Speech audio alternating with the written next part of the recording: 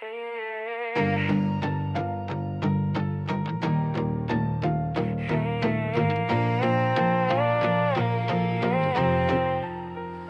bawat araw na lumilipas, may isang tao na di tumitigil kahit pagod.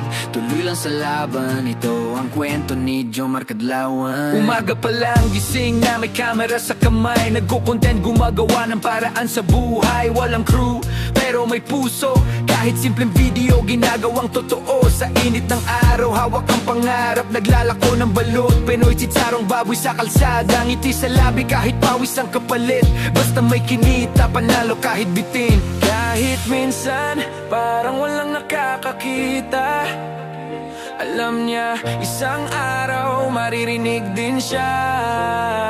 Sa bawat hakbang, sa bawat sipag, bitbit niya ang ngiti. Hindi ang inis o galit, ngiti ang inis o galit.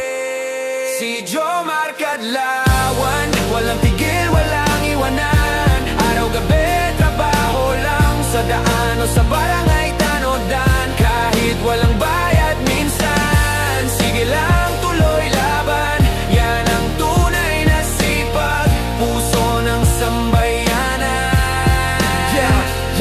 Paghapon na bitbit ang basket, lakad sa kanto, sigaw ng balot, yan ang musika ng totoong tao. Habang yung iba nakaupo lang, siya kumikilos, di umaasang bigla na lang.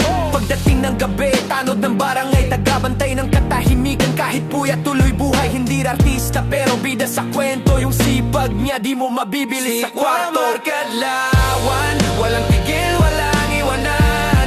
Araw-gabi, trabaho lang sa daan o sa barangay tanodan. Kahit walang bayad minsan, sige lang, tuloy laban. Yan ang tunay na sipag, puso ng sambayanan.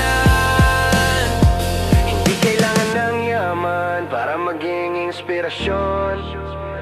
Kailangan lang ng puso at direksyon. Para sa lahat ng tulad ni Jomar, tunay kang haligi ng bagong umaga. Yeah, yeah, si Jomar Kadlawan. Saludo ang bayan, kahit mahirap di sumusuko, tuloy sa laban. Content, kayero sa umaga, tanot sa gabi, balut sa hapon, tunay na hari ng sipag pare. Kaya kung minsan mapadaan ka sa kanto at may marinig kang sigaw ng balut, ngitian mo lang, baka yun na si Jomar Kadlawan, ang taong di tumitigil mangarap.